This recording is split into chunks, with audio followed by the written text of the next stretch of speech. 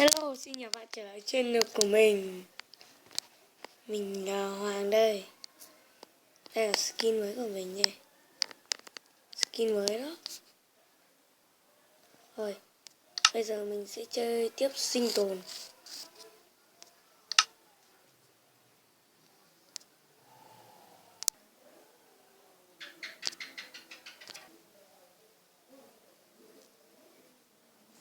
Oh, fuck. Bạn ơi, mình cảm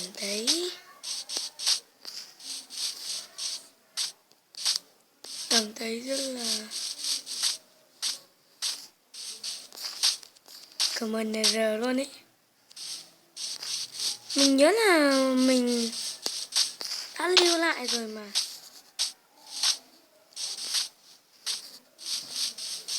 Đấy. Rồi xong buổi tối này mình sẽ đi tìm hang rồi. Giết mình không để nó lấy tới đàn thứ hai đâu.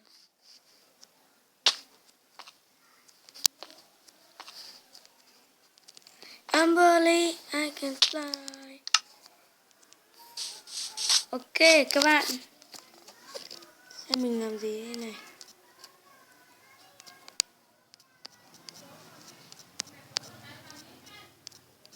Ok, mình đã làm cho trời sáng. Bạn hiểu vì sao mình làm dân gian thế không? Mình đã đi rồi mà nó không được, chắc chắn mình phải kiểm tra gì. Hay là anh em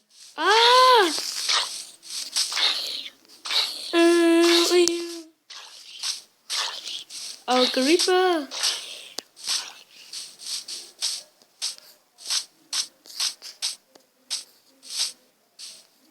Rồi tìm cái hang cũ rồi. Để mờ nếu phải cái hang này. Tìm chỗ này. Ôi, quá rồi. Đây.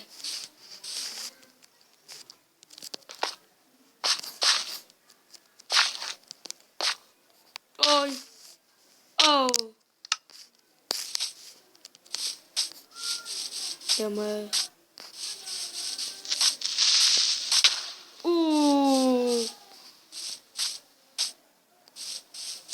Oh my god. Nè.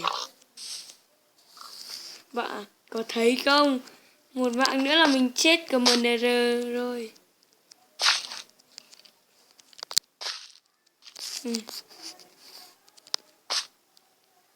Bọc. Đừng mờ mình bắt vô kém VL. Đừng có một con creeper nữa. Nó đã gần hết bạn rồi. Đây, hàng này đây.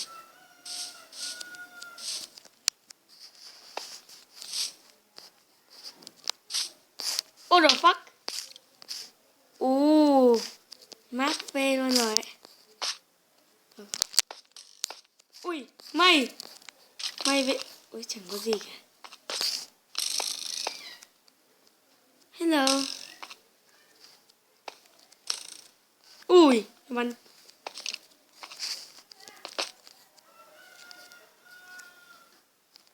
I believe I can fly. Được, chắc.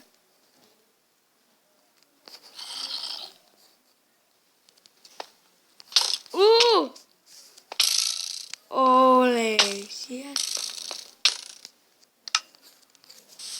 Thôi rồi. Mình sẽ chạy về nhà. Mình lấy đồ dự trữ.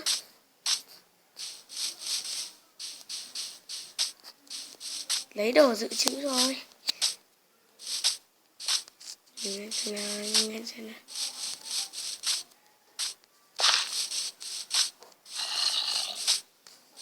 Chắc chắn mình lại quên xây như lần trước rồi.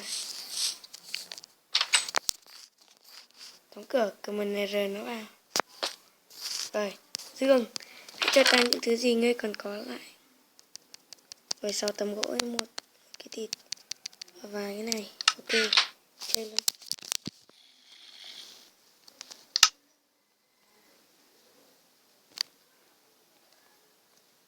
Nhầm. Nhầm rồi. Rồi làm video hết pin.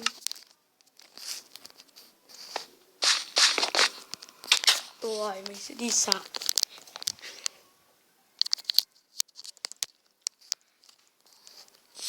Rồi. Bây giờ mình sẽ lấy lại đồ dự trữ. Và mình phải đi bên nào nhỉ? Ui có kill.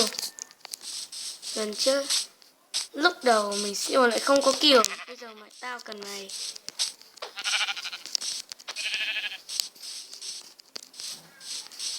Tao là Garnet. Trong này toàn những cái có một con bạn. Toàn một con bạn. À nhầm. Toàn mỗi lần mình đi giết kìa nó chỉ toàn được một con kỳ thôi.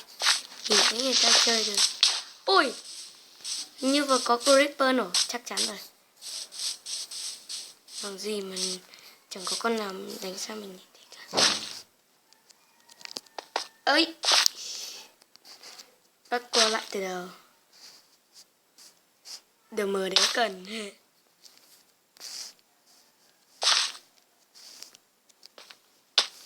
Jorus câu mình.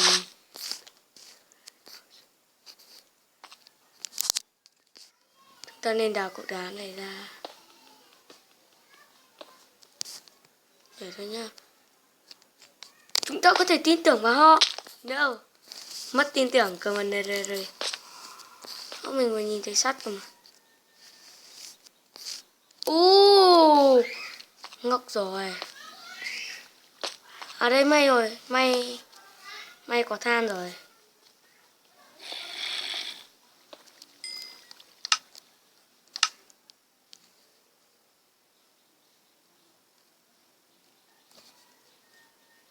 Có gì không phải có than à? Đào than mà.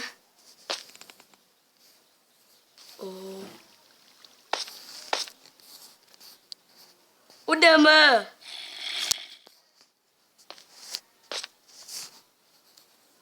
Mình vừa đào. Ui giời. Ở đây. Trời ạ. Rồi. Ta phải hết sử dụng nước cho. Đây cái hố vừa nãy mình đào. Ôi. Nhiễm dung nham rồi. Rồi. Đây là tình huống cần thiết. Sắt. À đừng.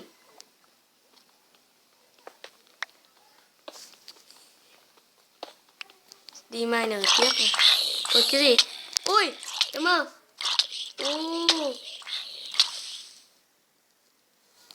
The worker. Cơ mà. Mình chán đi cái lời luôn. Cứ mỗi lần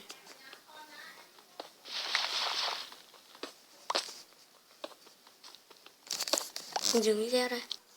Rồi mình đã trở lại. Ui toàn là than này, đào đi.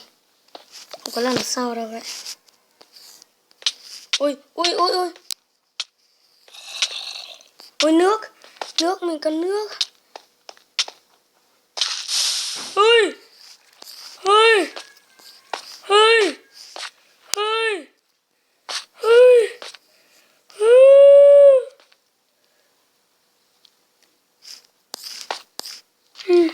Bạn ơi, nhìn mạng của mình như giờ.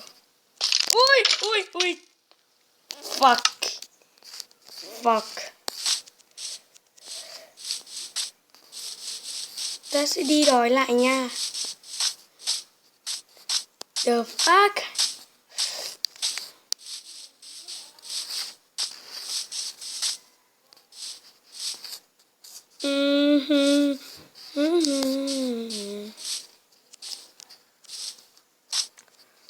Đòi lại.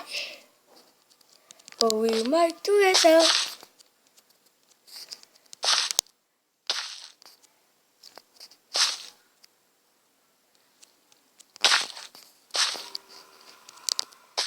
Holy shit. Rồi chính chỗ mình chết đây.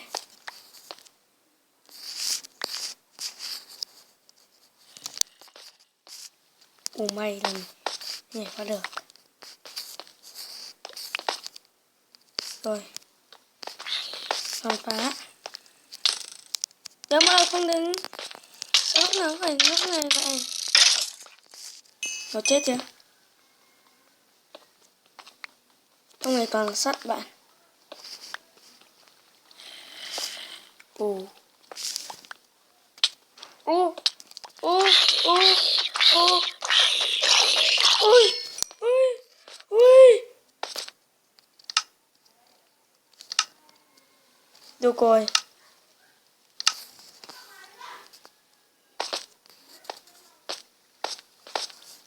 Mình nghĩ là cái này cực kỳ may mắn cho mình. Ôi lên này. Đồ của mình chết ở đây à? Ôi.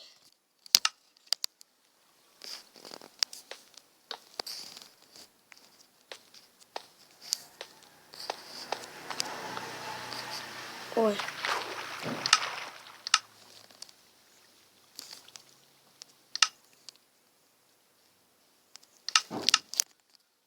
Vậy là lại được. Ôi.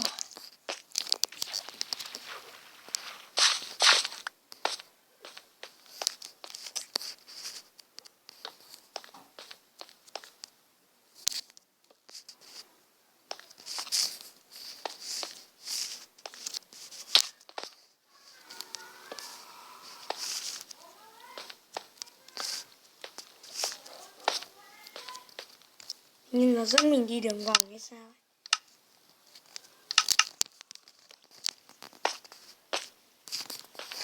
Mình sẽ đi lên trước.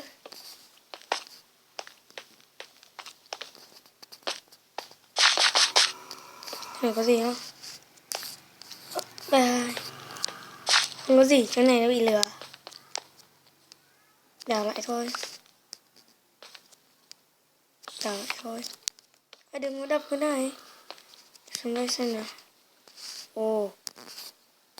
Này rộng phết.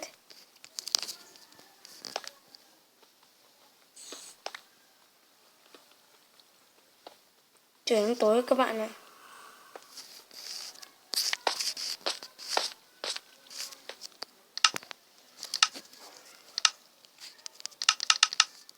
Đêm mình đã có 12. Này như là đấu trường vậy bạn. Toàn là sắt thôi các bạn. Nhưng mong có cái... Ui vàng! Ui fuck! Vàng! Đừng mờ đéo lấy. Ui!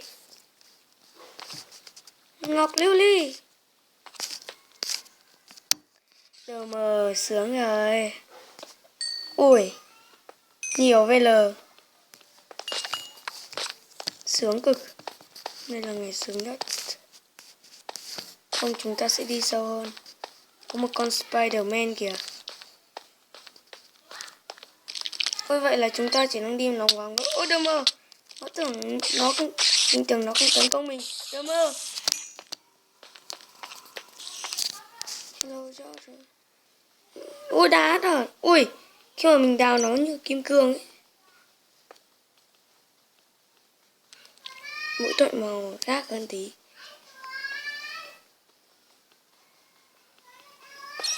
Thôi.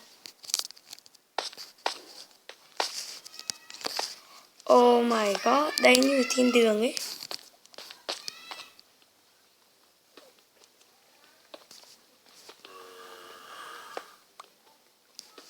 Nhưng bây giờ mình đang cần tìm kiếm diamond cơ. Chứ đừng mở đấy phải.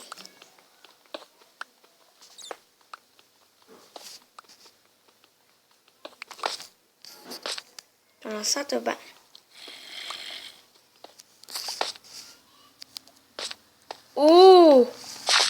Nghĩ chỗ này có kim cương này bạn.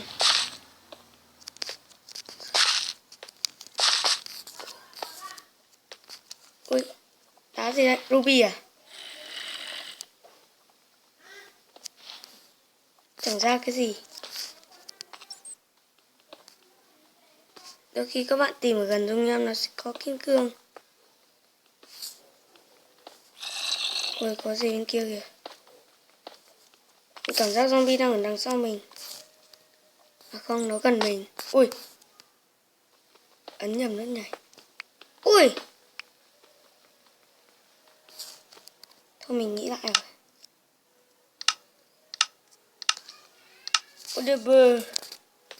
Whatever cơ. Cậu ơi, bây giờ làm gì đây?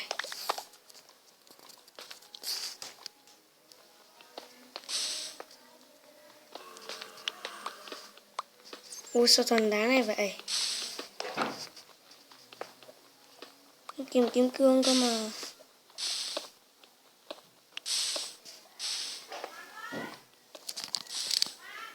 Dừng một tí nhé. Mình nhắc lại. Rồi. Bây giờ mình đang ở tình trạng là thiếu kim cương. Toàn tìm mấy cái đá.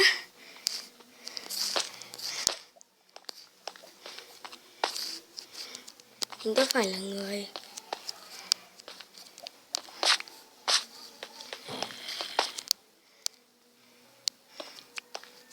Ồ. Mình chẳng biết mình có nhảy qua được không nữa. Thứ nhất, an toàn là trên hết. Wow! Hello.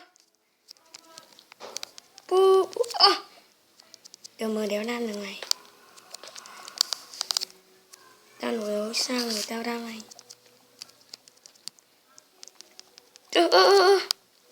Không thể đánh nữa và từ xa.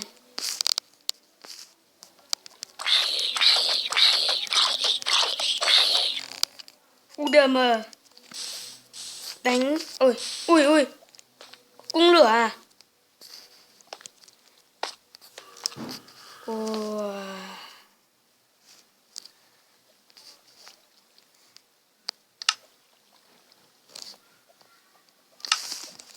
Không có gỗ rồi. Làm gì đào bằng tay à? Đi vòng.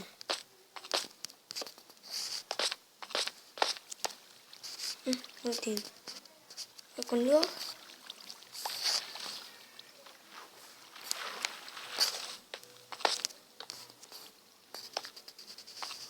Cái cây cuối cùng này.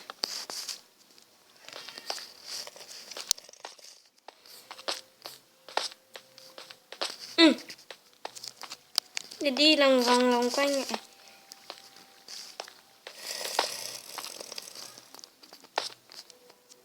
À, hỏi chấm.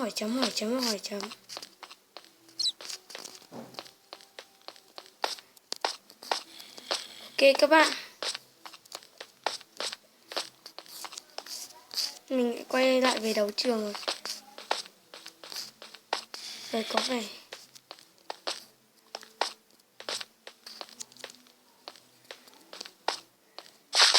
Không, đây là đường cột mình nhớ. Ôi mình đói VKKL.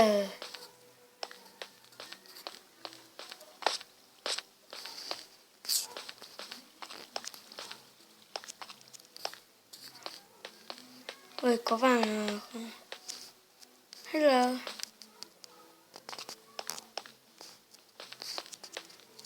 Không còn sớm rồi. Mình phải tìm được đường về.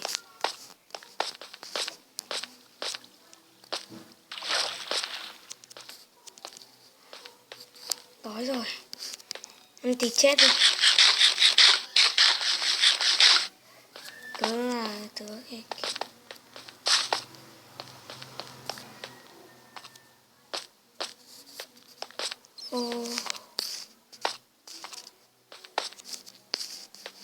Tớ mới chẳng sớm chút nào luôn bạn.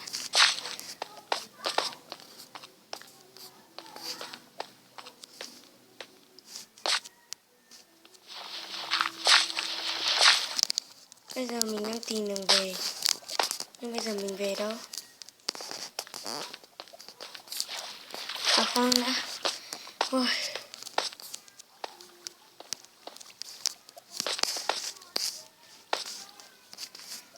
Được cả mới.